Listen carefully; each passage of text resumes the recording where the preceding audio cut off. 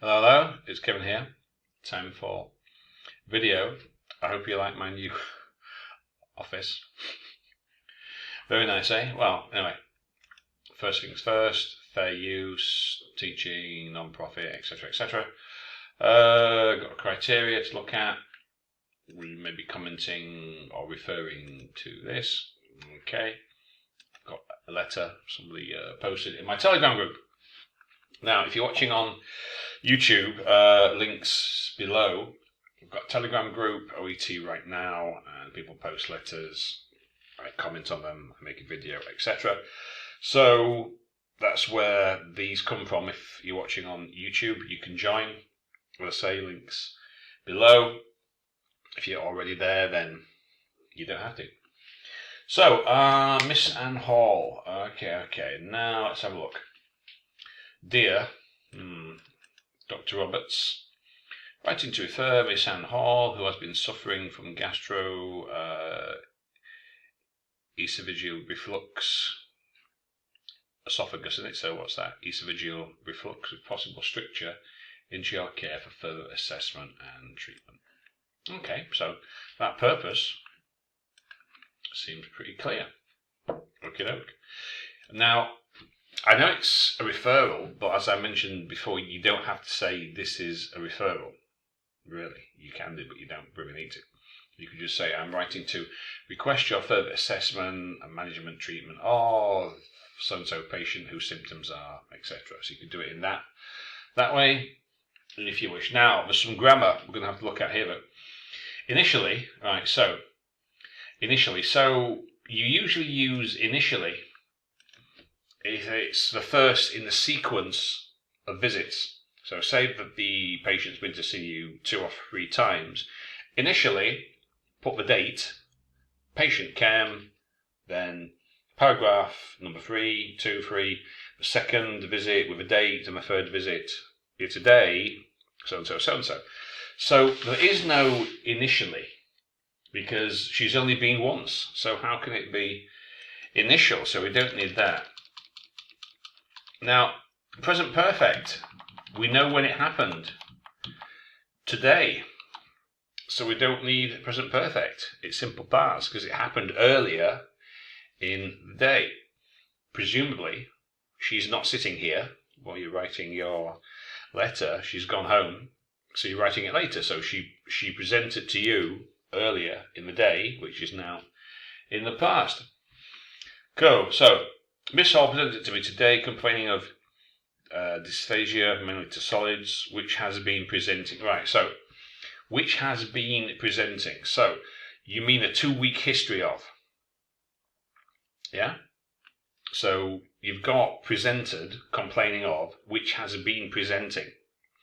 So I wouldn't really use that. I would only use presented when you're talking about when the patient comes to see you and they present themselves. Oh, doctor, I've got such a terrible pain, blah, blah, blah. That's when they present to you. So, presented to me today complaining of 2-week history of. Okay, all right. So you can put that there. So that clears that up. Symptoms were treated.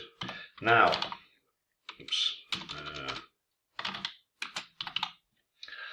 now, this isn't right. I remember from the case notes. Now, I'm not going to look at the notes. I've got them all. And as I say before, I don't refer to them on purpose. 1, I don't need to. And 2, because if you were reading this letter realistically for the first time, you wouldn't have access to those case notes. So everything that you put here should be clear without me having to look at further sources to clarify things. Now, so as I seem to remember, the symptoms were not treated. This actually started after. Right, so let me think. Right, so as far as I remember, and you can check these out afterwards, let me see. She had some respiratory infection or something. She had some RTI, I think, for which she self-medicated with some OTC Chinese herbs that she didn't know what the contents were. Yeah. So as far as I remember, she had some RTI, for which she self-medicated with some OTC Chinese herb with the contents unknown. And ever since that time, 2 weeks in the past, she's had these symptoms after taking this Chinese herby product. Now that's as far as I remember it, okay? So you've got here, symptoms were treated with self-prescribed, well, as I remember, it was the Chinese product that caused the symptoms. So how can the symptoms be treated? So did you mean to say symptoms were caused? So I would have put in that thing about RTI. I think it was that. I think it was a respiratory tract infection. She took that stuff. Ever since, she's had the dysphagia and the epigastric pain, etc. Yeah, I think that's it.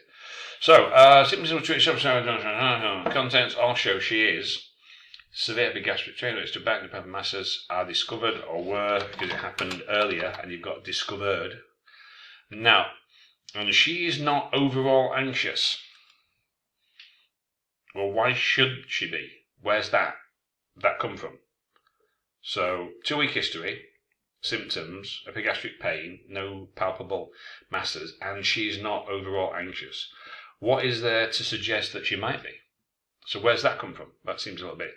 And it's not overall. She's not anxious overall. So I wouldn't put that there. It doesn't actually fit.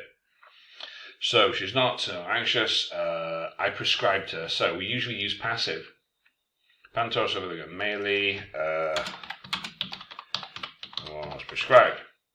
That's better, because if you're using active voice, I did this, I did that, okay, but passive is better because it's putting the patient of a treatment, the important information at the beginning of the sentence. It's obvious you prescribed it. You don't have to say that. So put the important information. This is one of the reasons why we used the passive. Put the important information at the beginning of the sentence. So palpable, so described. That was prescribed. Okay, please note, had suffered. Right, so you got past perfect there. Well, we don't need it because you tell us when it was in 2012. Had suffered. Please note, 2012, Miss Powell had suffered, or simply suffered, from severe dyspepsia. Oh, also, she's overweight with BMI, but has lost 2 kilograms recently, social drinking, and then you've got all this allergic to dust and sulfur dioxide. What's that got to do with anything? Has she been doing all the housework and breathing in kind of dust? I mean, what's that got to do with dysphagia? Family history, peptic ulcer. Okay, that's a bit more interesting. I would like to refer Miss Hall in your practice. Well, presumably, I'd like to refer Miss Hall to you, or simply further evaluation of condition, possible investigation, advisor. Well, why wouldn't you advise her? You're the doctor. Why didn't you say to her, cut down on your caffeine and alcohol and stop using that OTC stuff? Why wouldn't you say that, Advise reducing caffeine and alcohol. Now, what does it say about the caffeine consumption then? So now, as I again remember from the notes, I think it said something about she has recently increased her caffeine consumption. So you'd have to tell me that first before saying that she's been advised to reduce it. Because unless you tell me it's excessive, why would she reduce it? So again, that doesn't make sense. You'd have to put something first, please, right, in that please note a history kind of paragraph, right? Dyspepsia, overweight, social drinker, allergic to, family history of peptic ulcer, recently increased her caffeine and alcohol consumption. Now, if that was the case, that would make sense. Yeah. And presumably you advised her. Didn't you advise her when she came to see you? You know, Miss Hall, I strongly recommend that you cut down on your blah, blah, blah, blah, blah. Why do you want me to do it? You should have done it. Using top herbal products. If I could be of assistance, contact me. So, there's some grammar here. Vocab's not so bad. There's some grammar. But a lot of this, right, well, we've got the content, right? Is there anything that is missing? I think that there are some details definitely missing to fill this story out. So, what you've got to keep in mind, first, the purpose. Dear so-and-so, I want you to do blah, blah, blah, blah, blah. Okay, then you've got to tell me a coherent story. You're creating a narrative. I've used this phrase before. You're telling a story. You want me to do something, but what I want to know is why. What's the situation? What's the background? What's the circumstances? So I think there's some details here that are missing. I think there's some stuff here that I would really need you to include. So it makes kind of sense, yeah? Irrelevant information, well, something, that allergy stuff I don't really need, really. Allergic to dust? I wasn't intending on asking her to clean my house, so I don't think she's in too much danger of any dust there. A lot of this, though, is to do with, is content and organization, right? You need a logical layout of information. You're constructing the narrative, telling the story, right? It's got to be logical. Dear so-and-so, can you do this? The patient came with this. I investigated, examined, I found this. The action that I took was this. So, bearing in mind what I've told you, can you do this because of, etc., right? It's got to be logical and clear, like it says here. Organization and paragraphing are appropriate, logical and clear. And really, again, as I keep kind of saying, if I've got to scratch my head and ask questions, it's not really worked, Key information clearly highlighted, not easily missed. Layout appropriate. Okay, so not too bad, but we've got some grammar stuff here, as I say, and as far as I remember from the case notes, this is not presented in the same way. So you wouldn't get a very good, so that purpose is, good, but the rest of it, the content, the layout, the storytelling doesn't really work. There's as many questions for the reader as answers. So that's something to keep in mind. So, hope that helps, and I'll see you next time when somebody else posts a letter. So, links to the group, etc., my profile on italki below. I'll see you later.